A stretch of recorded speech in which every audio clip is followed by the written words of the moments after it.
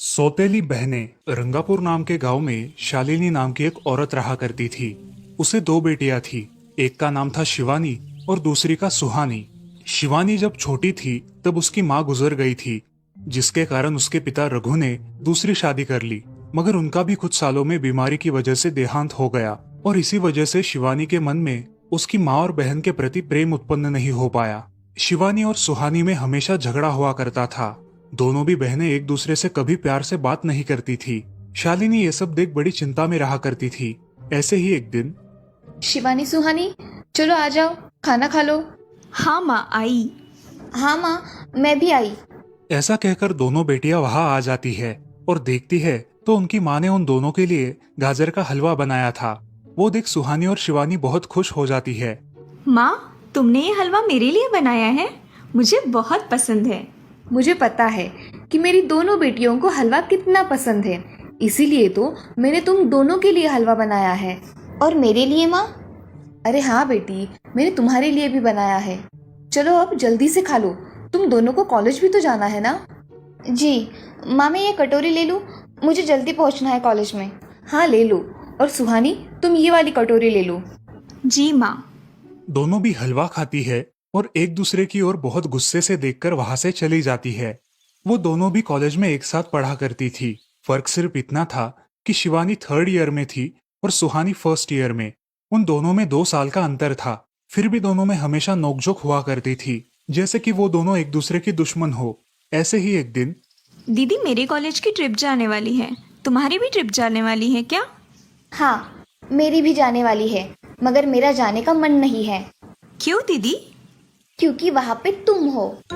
मुझे भी कोई शौक नहीं है तुम्हारे साथ आने का। मैंने ऐसे ही पूछ लिया। मैं जा रही हूँ। शिवानी और सुहानी एक दूसरे की ओर मुंह फेर कर वहां से चली जाती है। अगले दिन दोनों भी कॉलेज में जाती है। तब उनके टीचर उनसे पूछते हैं, शिवानी, तुम कॉलेज की ट्रिप में आने वाली हो? जी सर, मैं आने वाली हूँ। ठीक है, मैं तुम्हारा नाम लिखवा देता हूँ। जी सर। ऐसा बोलकर टीचर ट्रिप के लिए जाने वाले विद्यार्थियों की लिस्ट बना लेते हैं। घर आकर शिवानी और सुहानी ये बातें अपनी माँ को बताती है। सुहानी, शिवानी, तुम दोनों ट्रिप के लिए जा रही हो, मगर वहां जाके झगड़ा मत करना, नहीं तो ट्रिप पे जाने की कोई ज़रूरत नहीं है। नहीं माँ, हम झगड़ा नहीं करेंगे। हाँ माँ, हम झगड़ा नहीं करेंगे। तो फिर ठीक है, तुम दोनों जाओ। ये लो ट्रिप के लिए पैसे, और बाकी के ये तुम्हारे पास ही रखना। माँ, हम कल जाएंगे और 2 दिन के बाद वापस आएंगे। ठीक है, चलो अब सो जाते हैं, कल तुम दोनों को निकलना है। अब वो सब खाना खाकर सो जाती है। अगले ही दिन सुबह उठकर वो दोनों भी अपने अपने बस में बैठकर ट्रिप के लिए निकल जाती है और इधर शालिनी अपने काम में व्यस्त हो जाती है। ऐसे ही कुछ देर बाद शालिनी को शिवानी का फोन आता है। माँ, हम दोनों यहाँ ट्रिप की जगह पहुँच गए हैं। अच्छा बेटी, तुम दोनों ठीक हो ना? हाँ माँ, मैं रखती हूँ, हमें यहाँ अलग अलग स्पॉट देखने जाना है। ठीक है, और जब वक्त मिले तो फ़ोन कर देना। हाँ माँ, अपना और सुहानी का ख्याल रखना। हाँ माँ। फोन रखने के बाद शिवानी और उसके क्लास के सारे दोस्त वहाँ की एक जगह देखने जाते हैं। सुहानी भी उसके क्लास के साथ एक दूसरी जगह देखने निकल जाती है। सारे बच्चे एक साथ घूमकर वापस आते हैं। शिवानी सुहानी को ढूंढती है, मगर सुहानी उसे कहीं दिखाई नहीं देती। इसीलिए शिवानी को बड़ी चिंता होने लगती है। अरे, ये सुहानी कहाँ रह गई? इसका तो कुछ भी पता नहीं, कहाँ ढूंढूं इसे? तभी शिवानी को सुहानी दिखाई देती है और उसके जान में जान आ जाती है। सुहानी, कहाँ गई थी तुम? मुझे कितनी चिंता लग गई थी तुम्हारी। अरे, मैं यहाँ ही थी मेरी सहेलियों के साथ। मुझे कुछ नहीं हुआ। ऐसा बोलकर सुहानी वहाँ से चली जाती है। दूसरे दिन सब लड़के लड़कियाँ जल्दी उठकर अपनी तैयारी कर लेते हैं और पहाड़ पर जाने के लिए निकलते हैं। वो सब आज थोड़ा घूमकर शाम तक निकलने वाले थे। सब विद्यार्थी एक हिल स्टेशन देखने चले जाते हैं।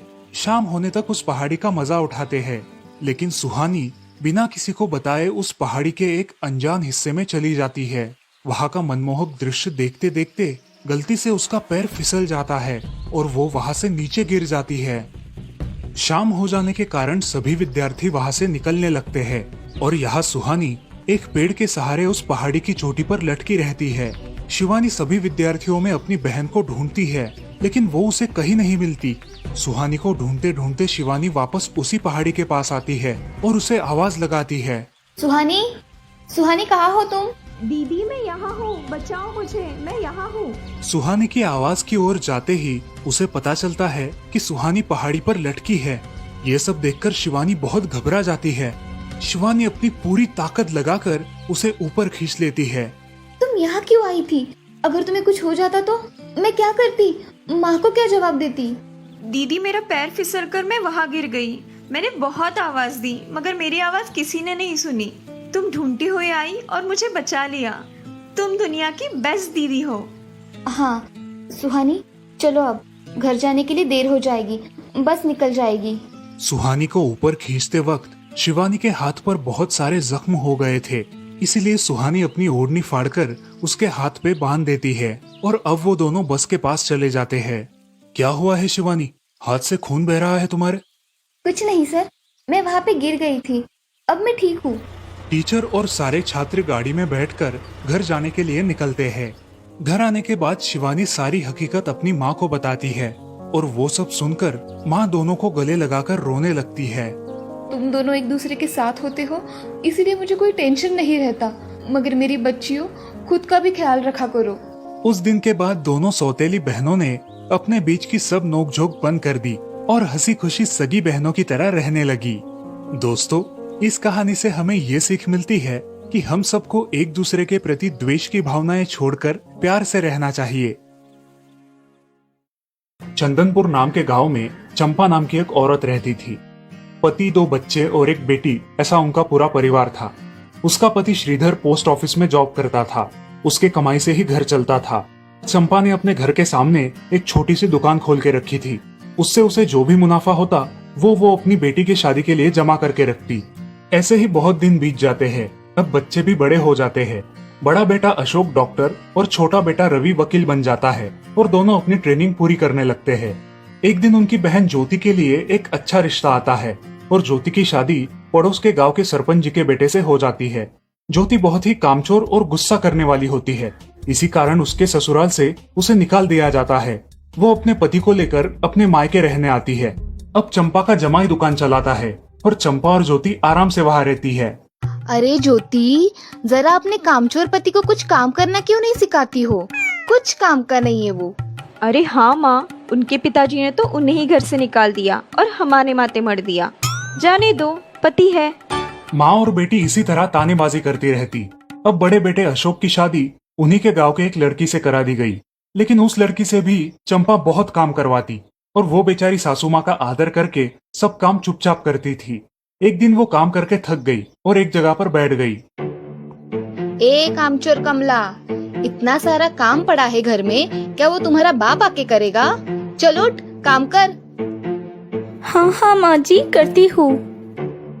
ऐसा कह के कमला अपने काम पर लग जाती है और सारा काम खत्म कर देती है। चंपा अपने बेटे अशोक से घर आने के बाद चुगलियां किया करती थी। अशोक घर आकर कमला को बहुत भला बुरा कहता और कभी कभी तो उस पर हाथ भी उठाया करता था। ये सब रवि देखा करता था और रवि को बहुत बुरा लगता था। अशोक मारने आता तो रवि बीच में पड़ जाता और माँ बाप को डांटता था और वही झगड़ा खत्म हो जाता था। ऐसा बहुत दिन चलता रहा।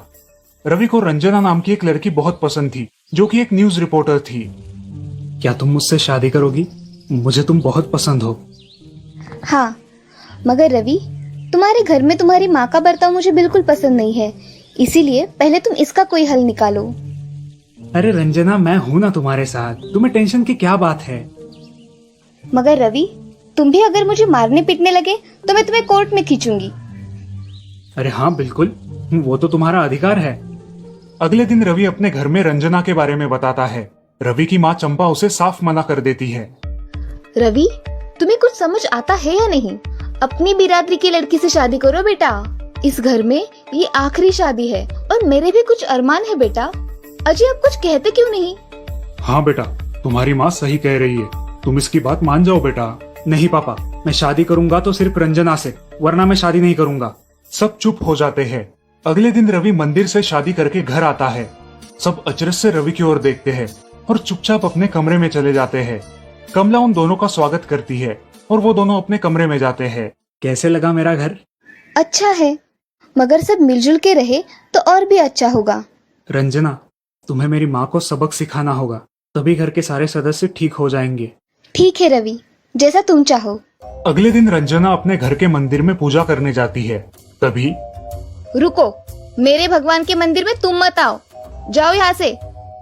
ये कहकर सास रंजना को वहां से भगा देती है और घर के किसी भी काम को करने से मना कर देती है। तब क्या माँ जी, आज से मैं इस घर की बहू हूँ। इस घर पे मेरा भी उतना ही अधिकार है जितना कि आपका। क्या बोल क्या रही हो? निकल जाओ मेरे घर से। खबरदार अगर हाथ भी लगाया तो। पता है ना, मैं न्यूज रिपोर्टर हूँ। रातों रात खबर छाप दूंगी और कोर्ट के चक्कर लगेंगे वो अलग, समझिए आप। सास चुपचाप देखने लगी और उसकी बेटी और ससुर भी देखते ही रह गए। रंजना ने कमला से कहा, दीदी, मुझे आपसे काम है, आप मेरे कमरे में आइए। और हाँ, आज से खाना ज्योति दीदी आप बनाएंगी। अरे माँ, तुम कुछ बोल क्यों नहीं रही हो? ये मुझे काम करने को बोल रही है। अजी सुनते हो? चलो मेरी मदद करो। हाँ आता हूँ। ज्योति किचन का काम करने चली गई और सास बाहर का काम करने लगी। रंजना कमला को लेकर अपने कमरे में गई और उससे कहा, कमला दीदी, आप कुछ कहती क्यों नहीं? आप चुपचाप सह लेती हो, उसका ये नतीजा है। अब देखो दीदी कैसे काम कर रही है। आप कुछ काम करती थी क्या शादी के पहले? नहीं रंजना, मगर अब घर से ही अपना खुद का कुछ व्यवसाय शुरू करने का सोच रही हूँ। बहुत अच्छे दीदी, अब आप किसी से मत डरिए, हम हैं आपके साथ। सच में किसी के साथ होने का कितना महत्व होता है। अब उसकी सासू माँ ही घर के सारे काम करने लगी थी और ज्योति को काम करवाने की वजह से ज्योति भी अपने ससुराल जाने की सोच रही थी। अजी, यहाँ तो काम वाली से भी ज्यादा बुरी हालत हमारी हो गई है। चलो हम हमारे घर चलते हैं, सब है हमारे यहाँ। अरे रे, आप कहाँ चली? अभी भी काम बाकी है। ज्योति का पति रंजना से धन्यवाद कहता है और ज्योति को लेकर अपने घर चला जाता है।